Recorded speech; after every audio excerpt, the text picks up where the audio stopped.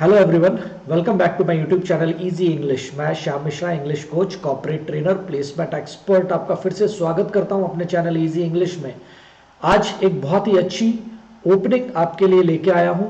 वो engineering students जो कि या तो फाइनल ईयर में हैं या पास हो चुके हैं, उनके लिए इंडियन आर्मी का नोटिफिकेशन आ चुका है और इसके बारे में जितनी जानकारी हो सकती है मैंने आपके लिए जुटाई है। तो थोड़ा ध्यान से देखें। Indian army TGC 133 notification is out, that is technical graduate course. Indian army को ज्वाइन करने के जितने भी तरीके हैं, NDA से लेके CDS और इसके अलावा भी बहुत सारे तरीके हैं, उन सारे तरीकों में जो इंजीनियर्स हैं, मतलब हमारे जो B या B.Tech के बच्चे हैं, उनके लिए ये एक जो टेक्निकल ग्रेजुएट कोर्स है, ये सीधे ऑफिसर्स लेवल की एंट्री और सबसे आसान तरीके से इसके थ्रू आप इंडियन आर्मी को ज्वाइन कर सकते हैं।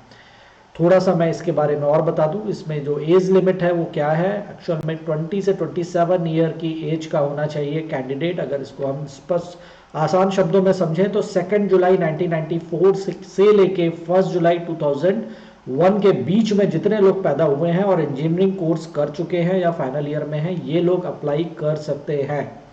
लास्ट डेट अप्लाई करने की है 26 मार्च 2021। ये याद रखिएगा, अप्लाई ये कोशिश करें आज या कल में कर लें अप्लाई, अगर आप सोच रहे हैं इंडियन आर्मी में जाने का। एजुकेशन क्वालिफिकेशन में B.Tech या B.Tech ग्रेजुएशन होना जरूरी है। आप फाइनल ईयर में अगर हैं तो भी आप इसमें अप्लाई कर सकते हैं।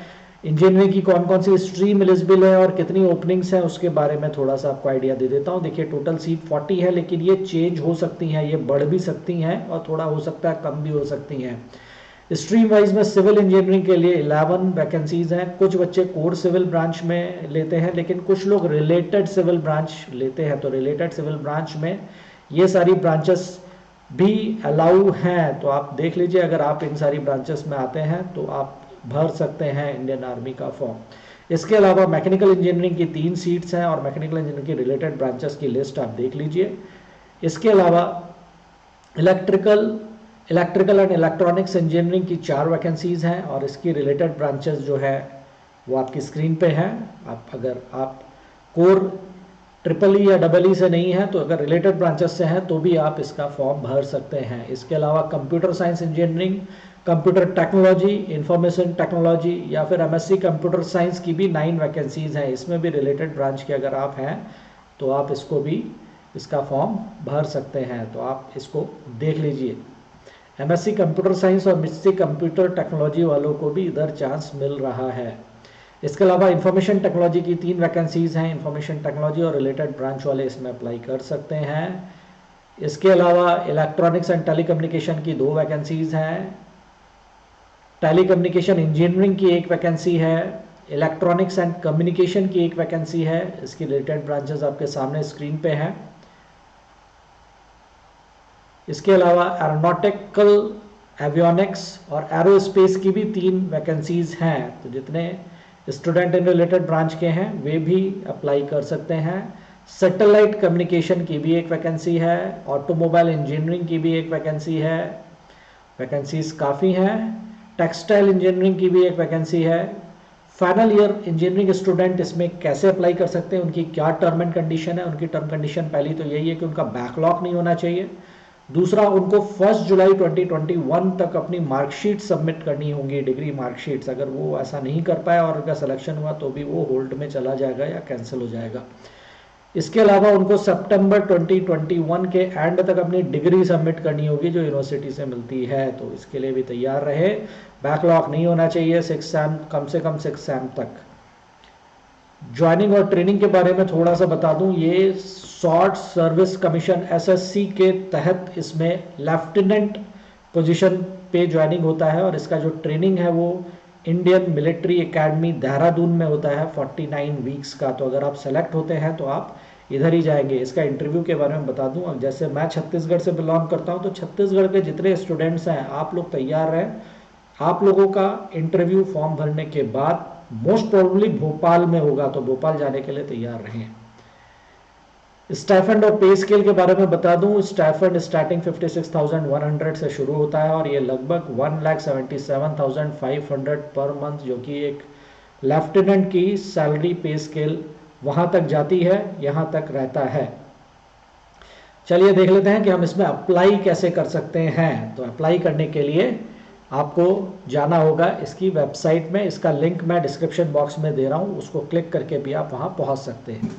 देखिए आपको जाना है www.joinindianarmy.nic.in पे। जैसे ही आप इसमें इंटर करेंगे आपसे ऑथेंटिकेशन मांगेगा, तो ऑथेंटिकेशन नंबर इसमें डाल दीजिए।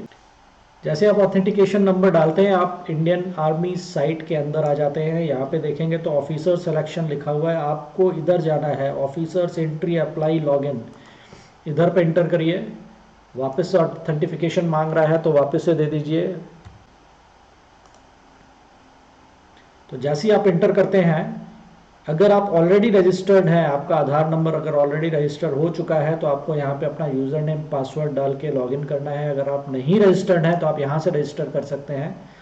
यहाँ पे अगर आप देखेंगे ये इंस्ट्रक्शंस केयरफुली आपको सारे पढ़ लेने हैं। और अगर आपको अपनी एलिजिबिलिटी क्राइटेरिया चेक करना है पहले ही कि अगर हमने फॉर्म भरा और उसके बाद हम एलिजिबल नहीं निकले, तो इसके लिए आप यहाँ से चेक कर सकते हैं। इसको क्लिक करेंगे तो एक नया विंडो खुल जाए और यहाँ पे आप अपनी एलिजिबिलिटी चेक कर सकते हैं। आप अपना डेट ऑफ बर्थ डाल के, जेंडर डाल के, क्वालिफिकेशन, पास आउट है या अपीयरिंग है, मैरिटल स्टेटस क्या है, अगर आप एनसीसी के कैडेट हैं तो उसमें आपका क्या सर्टिफिकेशन है, ABC, इसको डाल के आप यहाँ से एलिजिबिलिटी चेक कर सकते हैं। इसके अलावा आप यहाँ पे आप सारे इंस्ट्रक्शंस, इंपॉर्टेंट इंस्ट्रक्शंस पढ़ लें और आगे बढ़ जाएं, कंटिन्यू कर दें। कंटिन्यू करने के बाद रजिस्ट्रेशन का मेन पेज खुल जाएगा। आप अपने आधार नंबर के थ्रू रजिस्टर कर सकते हैं। आधार नंबर डालिए, अपना नाम डालिए, father's name, mother's name, date of birth, email address, mobile number डाल के यहाँ टिक करके कि आप कंफर्म करना है, सारी जानकारी सबमिट कर दीजिए। इसके आगे जो भी इंस्ट्रक्शंस आते जाएं वो सब फॉलो करते जाइए और आप अप्लाई कर लेंगे। इसके बाद आपको मेल पे सारा कम्युनिकेशन सब आ जाएगा, ID पासवर्ड आपको मिल जाएगा। उस ID पासवर्ड के थ्रू फिर आप आगे का प्रोसेसिंग कर पाएंगे।